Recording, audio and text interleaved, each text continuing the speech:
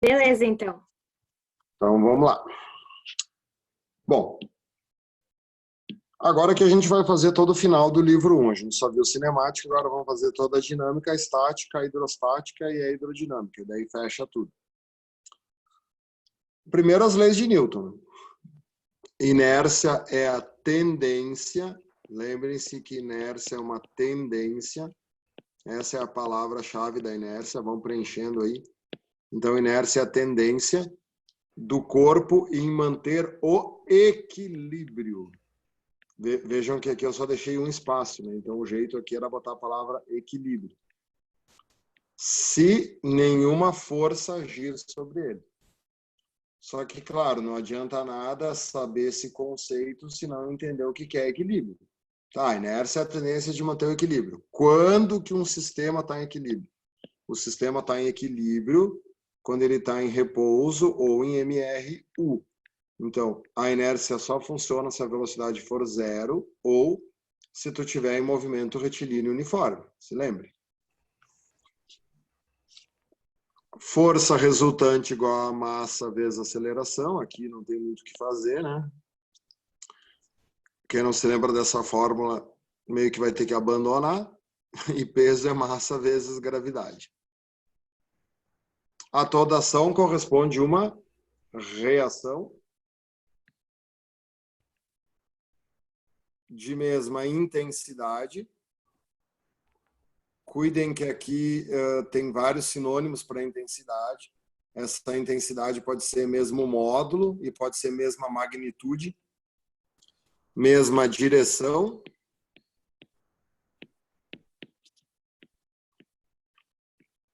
Sentidos opostos e aplicadas em corpos diferentes. A observação mais importante da ação e da reação é que os corpos... cabeção, fiquei falando, eu escrevi de novo, né? Que é corpos. A maior observação da ação e da reação é que, como os corpos são diferentes, elas não se anulam, não tem como uma anular a outra. Te lembra daquela história do peso e da normal? A reação do peso está sempre no centro da Terra.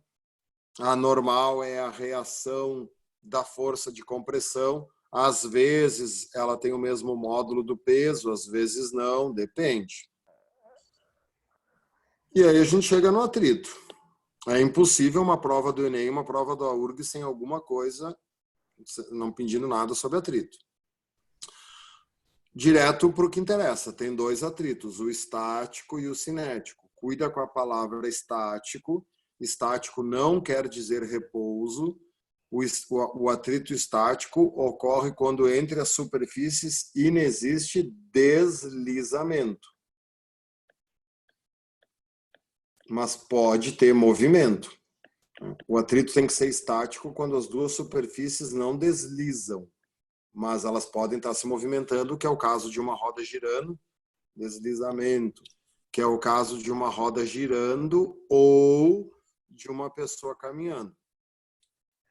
É uma força variável. O atrito estático é incalculável. Não consegue calcular o valor dele. A força de atrito estático é o coeficiente estático vezes a normal. Não vou escrever aqui. Te lembra que o coeficiente estático ou cinético, eles dependem única e exclusivamente do material. Então pode acrescentar isso se tu quiser, só depende do material. Essa menina está caminhando, subindo o morro. Ela está subindo o morro com velocidade constante. Ela está subindo o morro em MRU. Tá, então nesse caso o atrito estático ajuda ou atrapalha o movimento dela? Ajuda. Se não for o atrito estático, ela não sobe o morro. Então nesse caso aqui, a força de atrito estático entre o pé dela e o plano é a favor do movimento. Mas nem sempre vai ser assim. Se esse cara estiver descendo o morro com velocidade constante, se ele estiver descendo em MRU, aí, nesse caso, o atrito tem que ser contra. Aí, nesse caso, o atrito estático é contra o movimento. Se não, ele desceria o plano inclinado escorregando e aí ele teria aceleração. A força de atrito cinético, como o próprio nome diz, tem que ter deslizamento, né? Então, ocorre quando entre as superfícies existe deslizamento.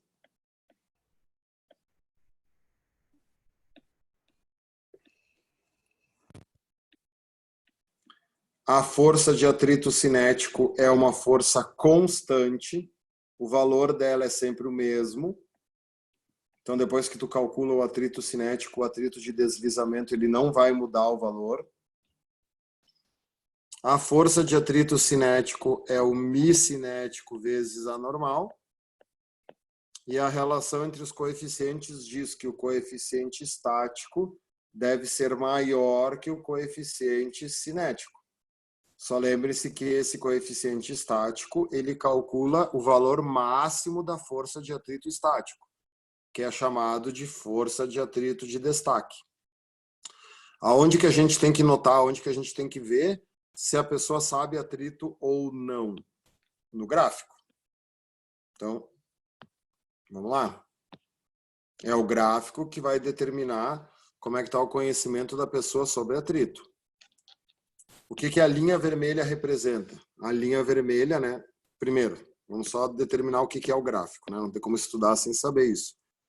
A força de atrito está no eixo Y e a força que tu faz está no eixo X. Então, essa linha vermelha mostra, né, uma dependência variável. Então, isso aqui é a força de atrito estático. O que é esse ponto aqui, que é o valor máximo? É a famosa força de atrito de destaque. Ó. Vou botar um Dzinho aqui. Ó. O que é a força de atrito de destaque? É o valor máximo que o atrito estático pode atingir. Se tu romper o atrito de destaque, tu entra em deslizamento. E aí, quando tu entra em deslizamento, o atrito fica constante. E aí, aqui nós teremos a força de atrito cinética. Aquela que o valor dela é sempre o mesmo. Notem que o atrito cinético é sempre menor do que o estático máximo, sempre inferior. Força elástica K vezes X. Hoje eu dei um plantão, hoje eu fiz um plantão, tá? Que errou a questão porque confundiu força elástica com energia potencial elástica. Era uma questão de força que tinha que usar o K vezes X e acabou usando o Kx ao quadrado sobre 2. Isso é bem comum de acontecer. Quando vocês enxergarem uma questão de mola, parem, respirem e pensem se a questão quer força ou se a questão quer energia, porque as fórmulas são diferentes. Cuidado. Plano inclinado vai cair sempre. O ângulo é sempre com a horizontal. Tu vai ter uma componente do peso tangente ao plano. Essa componente tangente ao plano é nosso amiguinho PT. PT é peso vezes o seno do ângulo, cuidado. Tu vai ter uma componente perpendicular ao plano, né? Essa componente aqui é aquela que te ajuda a calcular o atrito, ela forma 90 com o plano, então ela se chama de peso normal. É peso vezes o cosseno do ângulo. Cuidado que no plano inclinado a força normal é o peso normal em módulo, claro, né? O correto disso aqui era sempre botar em módulo. A gente não coloca por preguiça, mas o certo era dizer que é o módulo, porque a normal é sentido oposto. Então, na hora de tu calcular o atrito, tu acaba usando μ vezes Pn, porque o PN e o FN em módulo são iguais. O grande pega-ratão do plano inclinado é plano inclinado com atrito. Depois a gente teve as leis de Kepler e gravitação. A primeira lei é a lei das órbitas, a segunda lei é a lei das áreas e a terceira lei é a única que tem fórmula. Cuidado que a URGS gosta de Kepler. A maior informação da lei das áreas. A velocidade do periélio é maior que a velocidade do afélio. O planeta é mais rápido quando ele está perto da estrela. Cuidado com a terceira lei de Kepler, a fórmula. Eu vejo muita gente esquecer essa fórmula aqui, por ela não aparecer muito em provas, a gente esquece um pouco dela. Cuidado que esse R dessa fórmula não é o raio do planeta, isso aqui é o raio da órbita é bom anotar. Isso aqui é o raio da órbita. A maioria das vezes, o raio da órbita é a distância que o planeta está do Sol ou da sua estrela, né? Pode ser que seja uma questão que não seja do sistema solar. E, claro, T é o período. Então, para qualquer planeta do sistema solar, o tempo que ele demora para dar uma volta elevado ao quadrado, dividido pelo raio da órbita elevado ao cubo, é uma constante. O cálculo vai ser sempre o mesmo. Aqui a gente viu um monte, né, pessoal? Quem está fazendo os complementares ainda não acabou, cai direto isso aqui. Força gravitacional e aceleração da gravidade, não confundam as fórmulas. Isso aqui agora vai ter tudo a ver com eletricidade. Se vocês fizerem uma analogia, a força gravitacional é como se fosse a força elétrica.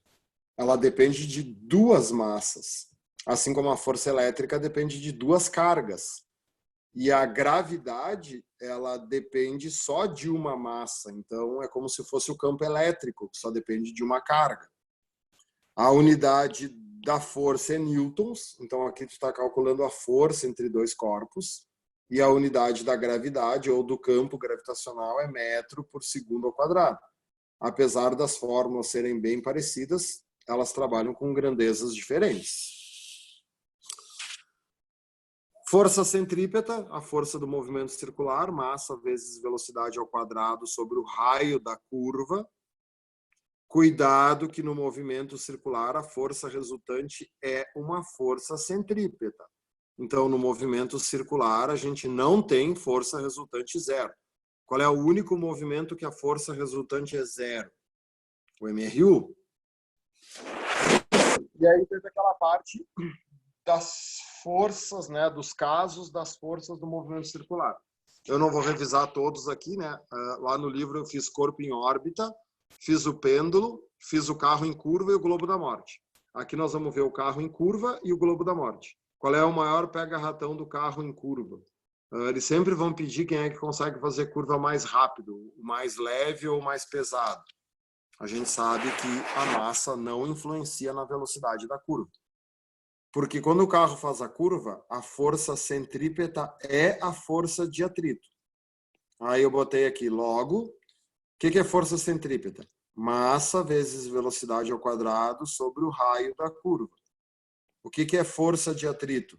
É o coeficiente μ vezes a normal. Só que como o carro está no piso horizontal a gente sabe que a força normal acaba tomando o lugar do peso. Então, no lugar aqui da normal, eu posso botar massa vezes gravidade, e aí eu cancelo as massas do veículo. E aí, se eu isolo a velocidade, que é algo que eles vão querer que tu faça, a velocidade vai ficar a raiz quadrada do coeficiente μ vezes a gravidade vezes o raio. E essa fórmula é a velocidade máxima na curva, é o máximo que o carro consegue ter na curva. Então, não depende da massa do carro. Globo da morte é o mais complicado, tem que analisar 3 situações. O carro em cima do globo, né, a moto, ou o carro, ou o avião, sei lá, em cima, embaixo e a velocidade mínima. Vamos começar pela velocidade mínima. A velocidade mínima é uma situação especial onde a força normal vale zero. Por que a força normal vale zero? Porque o corpo quase vai cair, mas, né, numa fração de segundo é como se ele ficasse flutuando. Porque a força centrípeta é igual ao peso. Se a força normal vale zero, a centrípeta é igual ao peso.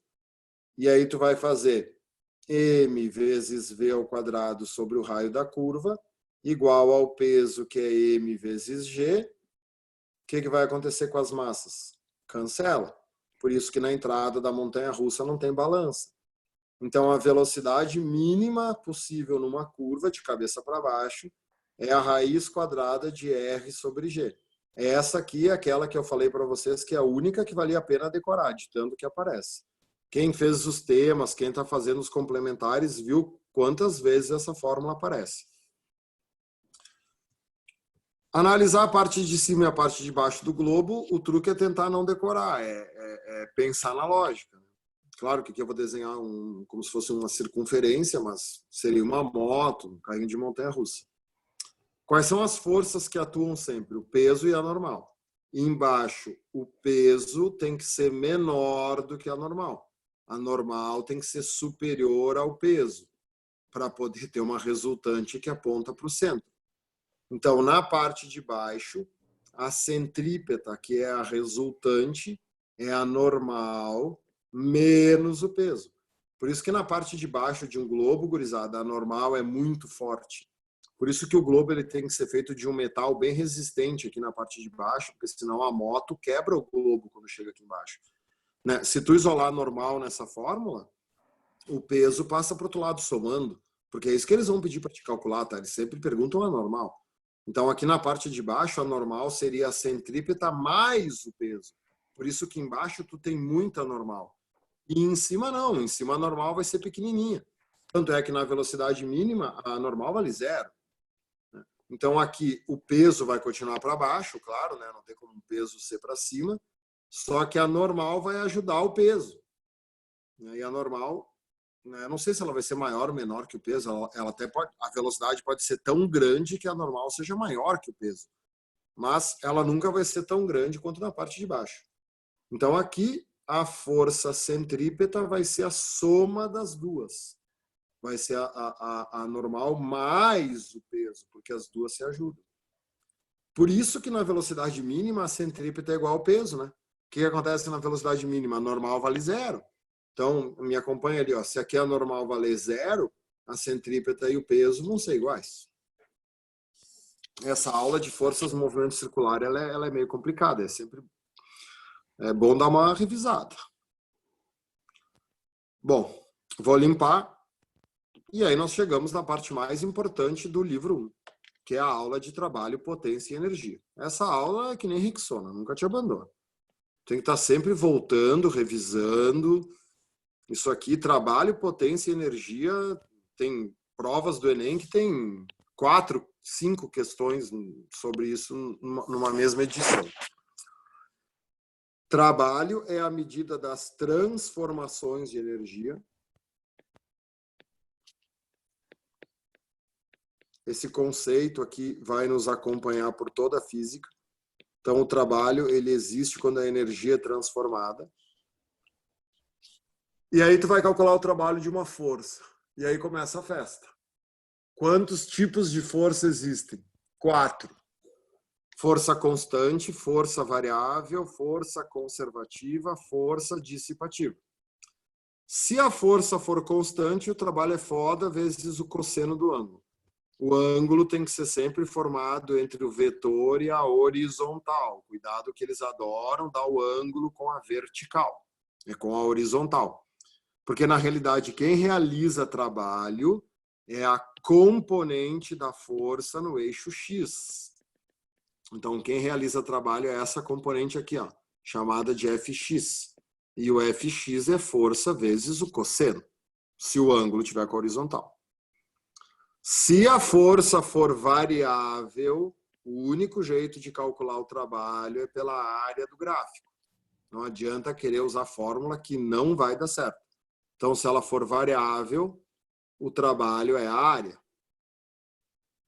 Vai dar um triângulo ou um trapézio. Já vou aproveitar esse espaço aqui embaixo para botar o trabalho do atrito. Cuidado, o atrito é uma força dissipativa.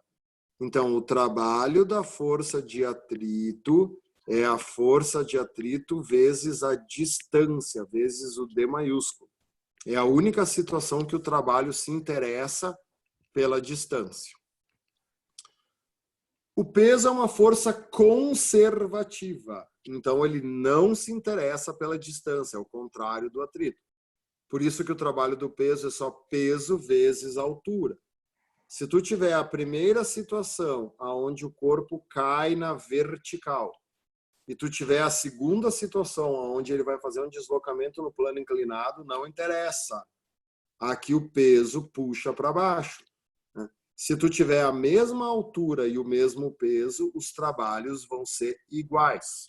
Lá no vídeo eu mostrei para vocês que se vocês tentarem calcular o trabalho do peso ou se vocês tentarem calcular o trabalho da componente do peso, que a gente acabou de ver que se chama PT, o resultado vai ser o mesmo. Então, nem copie isso aqui, tá? Porque não adianta tentar calcular o trabalho do PT. O resultado é o mesmo do que o trabalho do peso. E antes de passar para a potência, vamos botar aqui num cantinho, só para a gente não esquecer que o trabalho também pode ser a variação da energia cinética. Claro que não adianta tu botar isso aqui, porque a gente ainda não revisou a energia cinética, mas isso aqui tem que estar sempre na lembrança. O Enem e a URGS adoram essa relação aqui. Como a força resultante produz a aceleração e essa aceleração vai fazer a velocidade variar, tu tá transformando energia por causa da força. Então, tu pode calcular o trabalho pela variação da energia cinética. O trabalho não tem nada a ver com o tempo. Quem tem a ver com o tempo é a potência. Então, a potência mede a rapidez da força em realizar o trabalho ou mede a rapidez com que a energia é transformada. Potência é trabalho sobre tempo. Trabalho sempre em joules. Tempo sempre em segundos. Joule sobre segundo vai dar o W, que não tem nada a ver com o W de trabalho, né? O W de watt, que é a unidade de potência. Só que cuidado que tem um ou, quem gosta muito desse ou é a PUC. Como o trabalho de uma força constante é força vezes deslocamento, tu vai ter força vezes deslocamento sobre o tempo. E aí deslocamento sobre tempo é a velocidade. Então, tu pode calcular a potência instantânea de uma máquina fazendo a força vezes a velocidade que essa força está causando. Então, potência pode ser força vezes velocidade. Bom saber de cor que um HP vale 746 watts. Aliás, quem já fez os complementares do livro 2, né, aqueles complementares 5 a 11, viu que tem uma questão da URGS que se tu não soubesse esse dado de cor, tu teria que fazer todos os cálculos e aí os cálculos eram horríveis de fazer sem calculador. Um CV é 735 watts, mas esse aqui esquece, tá? Esse aqui é uma unidade totalmente antiga em desuso. Ninguém mais usa o cavalo vapor. O que interessa é o HP. O que interessa gravar é esse aqui, que é o horsepower. Não dá para estudar trabalho e potência sem relacionar eles com energia. Aliás, essas aulas são todas interligadas, né? Então, trabalho é a medida das transformações de energia. Beleza. Quantos tipos de energia eu tenho? Vocês viram lá? 7. Né? A física reconhece 7 tipos de energia. A mecânica, a luminosa, a térmica, a química, a nuclear. Aqui a gente trabalha com a mecânica. A mecânica subdivide-se em cinética e potencial, sendo que a potencial pode ser a gravitacional e pode ser a elástica. O que é energia? É a capacidade do sistema em realizar trabalho. Todo mundo que tem energia é capaz de realizar trabalho.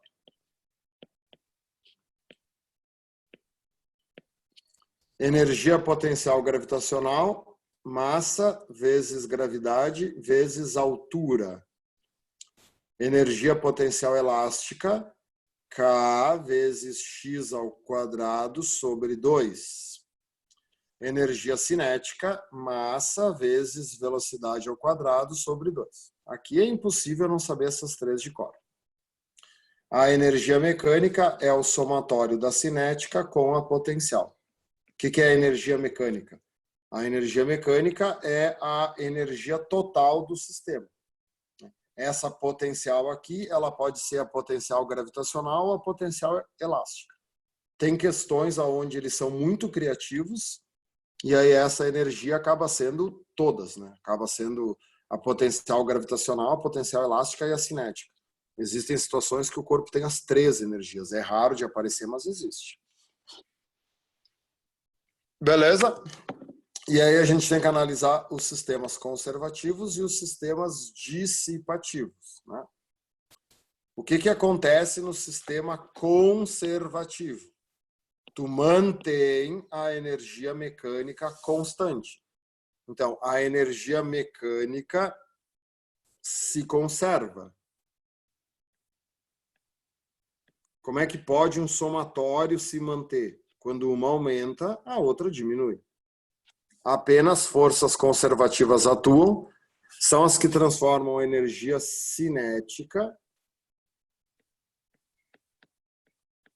em potencial e vice-versa.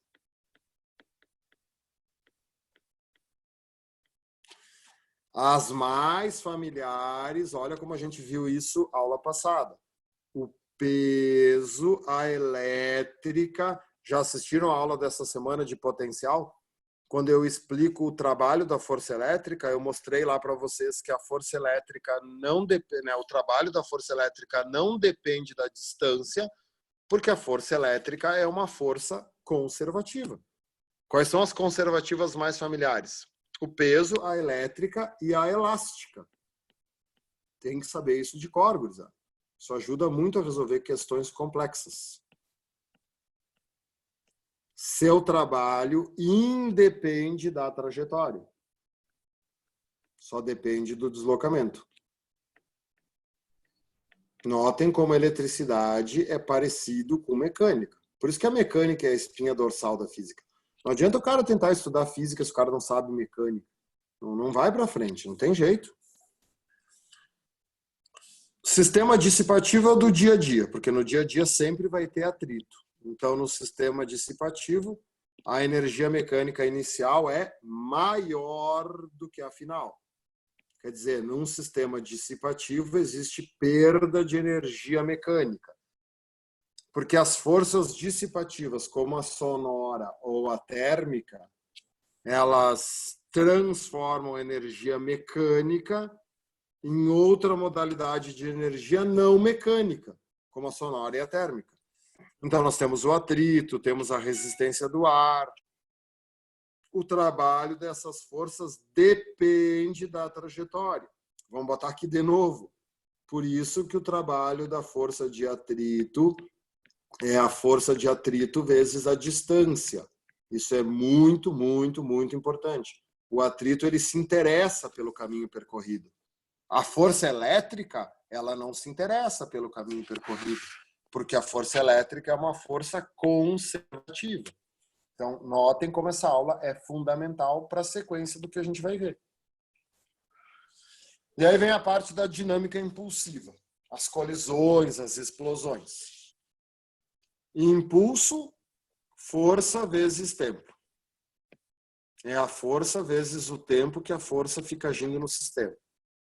Quantidade de movimento, massa vezes velocidade.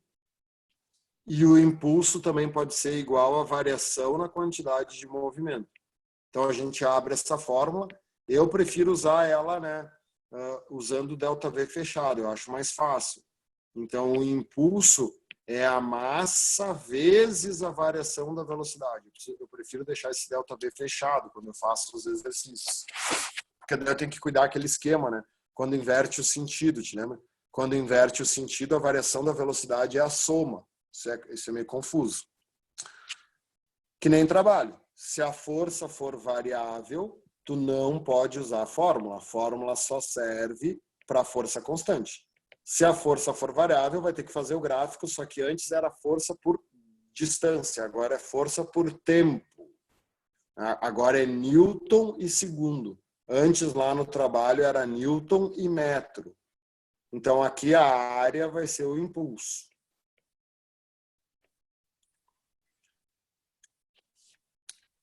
Quando que a conservação da quantidade de movimento atua?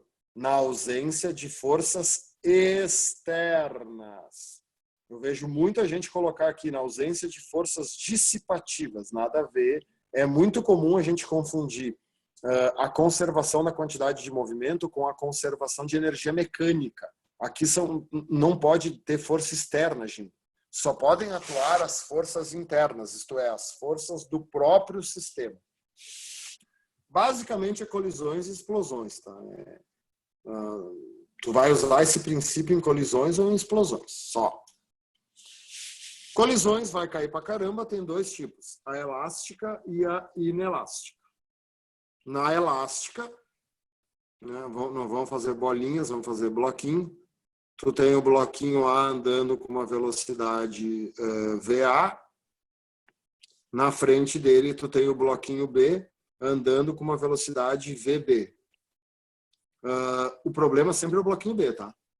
O bloquinho B ele pode estar em 3 situações. Ele pode estar parado, ele pode estar indo no mesmo sentido, que nem eu estou desenhando aqui, só que daí, claro, para ter a colisão, essa velocidade B tem que ser menor do que a velocidade A, senão não vai ter colisão nunca. Ou o bloquinho B está voltando. Essa é a pior situação. Se o bloquinho B estiver voltando, tu vai ter que botar que essa velocidade é negativa. E impulso e quantidade de movimento, gurizada, são conteúdos que tu tem que estar sempre pensando no sinal. Porque como eles são grandezas vetoriais, quando inverte o sentido, tem que inverter o sinal. Se a colisão for elástica, eles colidem e se separam. Na realidade, o A impulsiona o B, né? Então, o A ele vai diminuir de velocidade, porque ele vai dar a velocidade dele para o B. Então, o A vai ficar com uma velocidade VA', e o B vai aumentar de velocidade, porque ele recebeu um impulso do A. E aí o B vai ficar com uma velocidade VB'. A energia cinética inicial é igual à energia cinética final, só que cuidado, essa energia é a energia do sistema, não é a energia de cada bloco ou de cada partícula. Até lá nos temas disso aqui tem uma questão que confunde com isso, né? É a energia cinética do sistema que se conserva e conserva também a quantidade de movimento, claro, porque é o princípio. Então, como vai, né? A quantidade inicial tem que ser igual à quantidade final. Então, MAVA mais MBVB. Mais MBVB. Isso aqui é a quantidade inicial. Esse VB aqui, ó, é aquele que tu tem que cuidar, que ele pode ser 0, pode ser positivo ou pode ser negativo. E aí, no final, como eles se separam, fica MA vezes VA' mais MB vezes VB'.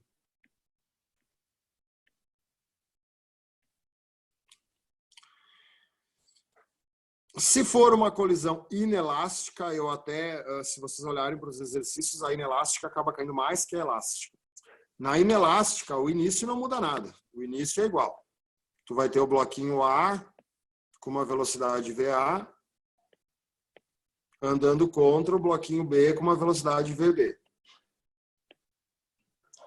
Só que no momento que eles colidem, como não tem elasticidade, eles vão formar um único sistema, como se formasse um único corpo só, e claro, a velocidade vai ser a mesma, eles vão estar juntos. Não conserva a energia cinética, essa é a principal diferença da elástica para a inelástica. Isso já foi objeto de perguntas teóricas. Qual é a diferença da elástica para a inelástica? A única diferença é que na inelástica tu não conserva a energia cinética, e na elástica tu conserva, porque a quantidade de movimento se conserva nas duas. Então o início não vai mudar, MAVA mais MBVB, só que no fim, MBVB, só que no fim tu tem que somar as massas, porque eles formam um único sistema. Então fica MA mais MB vezes a velocidade que eles ficam juntos. Beleza? Isso vale a pena também revisar, tá, pessoal? Quem não está muito lembrado, porque aparece com uma frequência grande. Foi? Depois, nós temos a parte de estática, a parte de hidrostática. Momento, né, o famoso ame-o ou deixe-o. O Enem ama de paixão. É necessário que a força cause rotação. Se não tiver rotação, não tem momento. Momento é força vezes distância. Aqui não tem nome a unidade, fica Newton-metro. Não é Newton por metro, é Newton-metro. Qual é o grande problema da distância? Qual é o grande problema do momento? O D. D se chama braço da força. O que é o braço da força? É a distância da linha de ação da força até o eixo. Na realidade, é a menor distância. Então, aqui no exemplo, né? Isso é o eixo. Como é que se resolve uma questão de momento? Encontra o eixo.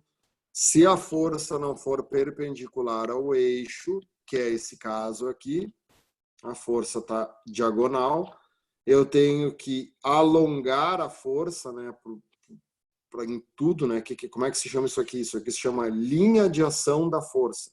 Essa linha de ação ela vai até o infinito. Ela tem a mesma direção da força. E aí eu tenho que procurar um lugar que o ângulo seja 90. Aqui ficou meio apertado o desenho, né? Isso aqui teria que continuar aqui para baixo, essa linha aqui teria que continuar aqui. Em algum lugar aqui eu teria o ângulo de 90. E aí essa aqui é a distância que eu usaria para calcular o momento. A distância daqui até aqui. Porque é a menor distância entre a linha de ação da força e o eixo. Beleza? Ficou ruim, ele devia ter deixado mais espaço. Desculpe. Deixa eu limpar. E aí, sempre o que vai cair são as condições de equilíbrio. Quando o corpo é extenso, quando ele não é um ponto material, ele precisa de duas condições para que o equilíbrio se verifique. O somatório dos momentos tem que ser igual a zero. Então, dizer isso aqui é a mesma coisa que dizer que o momento resultante vale zero. E o somatório das forças também tem que valer zero. Então, o somatório da força também é igual a zero. Então, a força resultante tem que valer zero. E aí nós temos atração em sistemas estáticos. Isso aqui também está na moda. Isso aqui caiu no Enem esse ano. Eu já fiz um desenho diferente aqui, ó. Aqui nós temos um ângulo alfa, formando com a horizontal. Então, aqui nós vamos ter dois fios. Ele pode chamar isso aqui de T1 e isso aqui de T2. E aí ele vai pedir, né? Calcule T1 e T2 em função do peso. Então, o que a gente tem que pensar? Bom, tem três forças agindo. Esse é o ponto que as três forças se encontram. O peso, é claro, que é vertical para baixo e aqui o T1 é horizontal para a esquerda. Então, o T2 que é diagonal. Só podem ser decompostas as forças diagonais. Então, essa questão é mais fácil do que aquela que eu usei para explicar no dia da aula, porque aqui só o T2 vai ser decomposto. Então, é menos trabalho. O que eu vou ter aqui? Eu vou ter aqui o T2x e aqui eu vou ter o T2y. Como é que ficariam as equações para fazer os cálculos? A T2y tem que ser igual ao peso. Como é que eu sei que a T2y é igual ao peso? Porque a força resultante no eixo y é zero. Então, eu sempre tenho que conferir se o ângulo está com a horizontal, que na realidade o ângulo que me interessa é esse ângulo aqui, né, pessoal? É sempre o ângulo entre o vetor e a horizontal. Mas claro que esse ângulo e esse ângulo são iguais, porque são opostos pelo vértice. Então o ângulo está certo, beleza. Sempre tem que conferir o ângulo, se eles adoram dar o ângulo com a vertical. Quando o ângulo está com a horizontal, y é seno. Então, T2 vezes o seno do ângulo alfa é o peso. E eu também não tenho movimentação no eixo X. Então, a tensão 1 é igual a T2x, porque a força resultante no eixo X também vale zero. E aí, se a tensão 1 é igual a T2x, abriria aqui também, e aí eu teria que a tensão no cabo 1 é a tensão do cabo 2 vezes o cosseno de alfa. E aí eu posso resolver aqui, encontrar qualquer coisa que ele pergunte. Beleza? Vamos limpar? Hidrostática e hidrodinâmica. Hidrostática. Tem um apanhado geral de coisas para saber, né? Mi é massa sobre volume, de quilograma por metro cúbico para grama por centímetro cúbico divide por 1000, o contrário multiplica por 1000. É bom saber que isso aqui é uma característica da substância e não do corpo. Se for do corpo é densidade, então isso aqui é da substância ou do material. Pressão mecânica é força sobre a área ou peso sobre a área. Pressão hidrostática é μ vezes G vezes OH, dá uma mijada no H. Legal lembrar que esse H é a profundidade. Então, quanto mais profundo, mais pressão tem. Profundidade. Quando a caneta resolve falhar, fica uma lasanha. A letra já é feia. Com a caneta falhando, meu chapéu. Pressão total é a pressão atmosférica mais a pressão hidrostática.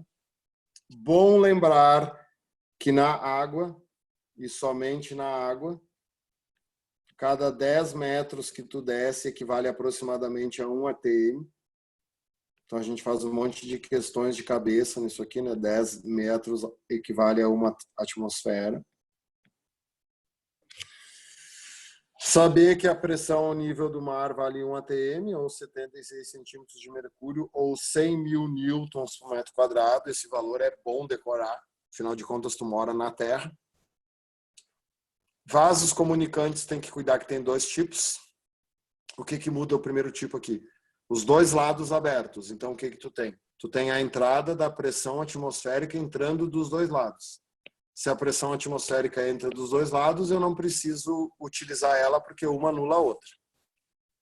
E aí eu tenho que saber que o μ1 vezes o H1 é igual ao μ2 vezes o H2. Se eu for errar isso aqui, eu vou errar nos Hs. Organização. Líquido 1 que está embaixo, líquido 2 o que está em cima. O H2 não tem estresse, porque o líquido 2 ele só está num ramo do recipiente, então o líquido 2 é toda a altura do líquido 2.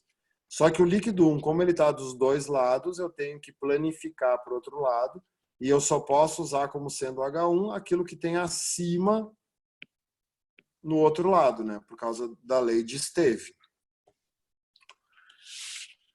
O que muda no segundo caso? No segundo caso, a pressão atmosférica entra em um ramo, mas não entra no outro. Então, isso é um sistema em equilíbrio. Então, aqui dentro eu tenho um gás. A pressão desse gás é a atmosférica mais a hidrostática, para poder igualar. E aí, claro que a hidrostática depende dessa diferença de altura aqui que tu tem dos 2 ramos do recipiente. E aí depois nós temos Pascal e Arquimedes. Então aqui é o Pascal. Tem que saber o princípio de cor. Um fluido em equilíbrio transmite integralmente a todos os pontos a variação de pressão que ele suporta. Então, tu faz uma força 1 no êmbolo de área 1. Esse êmbolo vai descer uma altura 1. O êmbolo 2, que tem uma área 2, vai subir bem menos, né? Só que com muito mais força. Então, a pressão do êmbolo 1 é igual à pressão no êmbolo 2. Cuidado, as pressões são iguais. E aí pressão é força sobre a área. Então, fica a força 1 sobre a área 1 igual a força 2 sobre a área 2. Os trabalhos também são iguais. Lembre-se, um multiplicador de forças, assim como as alavancas, produz vantagem mecânica. O que é vantagem mecânica? É realizar o mesmo trabalho empregando menos força. Então, tu nunca vai ter aumento ou diminuição de trabalho. Tu pode ter aumento ou diminuição de força, mas não de trabalho. E aí fica força 1 vezes altura 1, força 2 vezes altura 2. O único pega-ratão a ser destacado aqui é que esses êmbolos são redondos, e seguido, em vez de eles darem as áreas dos êmbolos, eles dão os raios ou os diâmetros. Não esqueçam que pelo fato do êmbolo ser redondo, a área é diretamente proporcional ao raio ao quadrado ou ao diâmetro ao quadrado, né? Tanto faz, porque o raio e o diâmetro são... Nossa, ficou horrível isso aqui. Porque o raio e o diâmetro, eles são proporcionais. Então, tanto faz tu usar raio ou diâmetro. Claro que um é a metade do outro, mas se um dobra, o outro também dobra, né? A proporção é a mesma. E, para encerrar a hidrostática, o empuxo. Bom, esse aí, vocês viram os temas, tem questões bem difíceis de empuxo. A culpa não é minha, tá? Não sou eu que invento as questões. Não adianta ficar com raiva da física, mas o empuxo ele é um conteúdo legal. Eu gosto de empuxo, eu acho bem bacana, mas ele é fácil de errar, tá? Se tu não prestar bem atenção na fórmula, tu vai cair muito.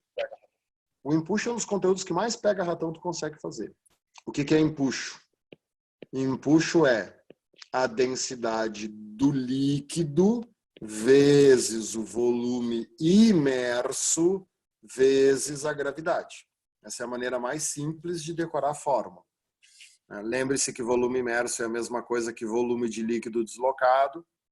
O empuxo não depende do volume do corpo, não depende da densidade do corpo, ele só depende da densidade do líquido, do volume imerso e da gravidade.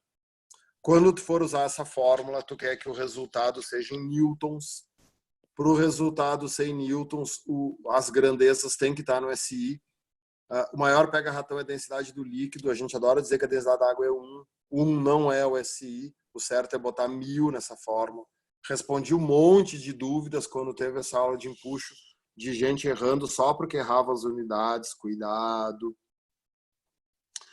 As duas principais situações eu separei aqui. Quando o corpo boia e quando o corpo afunda. Quando ele boia, uma parte está dentro, uma parte está fora. Pode ser que ele esteja muito dentro, muito fora, isso não interessa. O que interessa é que, se ele boia, a densidade do corpo é inferior à densidade do líquido. Quais são as forças que atuam no sistema? O peso puxando ele para baixo e o empuxo para cima, né? O empuxo aqui é como se fosse anormal, no caso. Como se fosse a água apoiando o corpo. Quando ele boia, o peso e o empuxo são iguais, porque é uma situação de equilíbrio. Para de dizer que o empuxo é maior que o peso. O peso e o empuxo são iguais. Claro, em módulo. Nunca pode dizer que eles são iguais numa prova, porque é só o módulo que é o mesmo, né? Eles nunca vão ser iguais porque eles têm sentidos opostos. Então, surge uma comparação. Tu pode escrever densidade do corpo vezes volume do corpo igual a densidade do líquido vezes volume imerso. E tu pode substituir nessa fórmula volume por altura. Tu pode usar a densidade do corpo vezes a altura do corpo igual a densidade do líquido vezes a altura imersa. Não tem problema nenhum. E a segunda situação é quando ele afunda. Quando ele afunda, ele só vai entrar em equilíbrio quando ele bater no fundo. Porque quando ele bater no fundo, vai surgir a normal. Até ele não bater no fundo, não tem normal. Então, aqui o peso e o empuxo não são iguais. O peso é maior do que o empuxo, mas isso não quer dizer que o empuxo seja pequeno, tá? O empuxo é grande, porque ele está todo dentro. Só que mesmo sendo grande, ele não ganhou do peso. E aí surge uma força resultante chamada peso aparente. O peso aparente é o peso menos o empuxo. O peso aparente é a força que puxa o corpo para baixo. E a última coisa é a hidrodinâmica. Vocês estão vendo aqui, que eu já deixei um desenho pronto. Ó. Olhem a coluna de líquido aqui, a coluna de líquido aqui, a coluna de líquido aqui. Qual é o sentido que isso tem que fazer para vocês? Por que a coluna de líquido aqui está mais baixa do que aqui e aqui? Cara, a única explicação para esse líquido estar mais baixo aqui é que nesse ponto tu tem mais ou menos pressão. Menos, né? Porque está subindo menos. O que acontece no estreitamento? Cuidado que a hidrodinâmica só funciona se a vazão for constante. O que é o estreitamento? O estreitamento é o A' aqui, né? Então, no estreitamento, a velocidade aumenta. Então, o fluido ele tem uma velocidade VA e aqui ele vai ter uma velocidade VA'. A vazão é a mesma.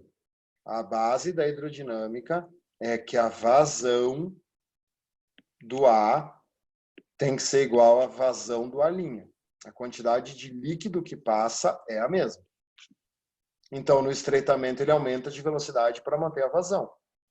A vazão do ponto, a velocidade do ponto A é menor do que a velocidade do ponto A'. No estreitamento, a velocidade aumenta.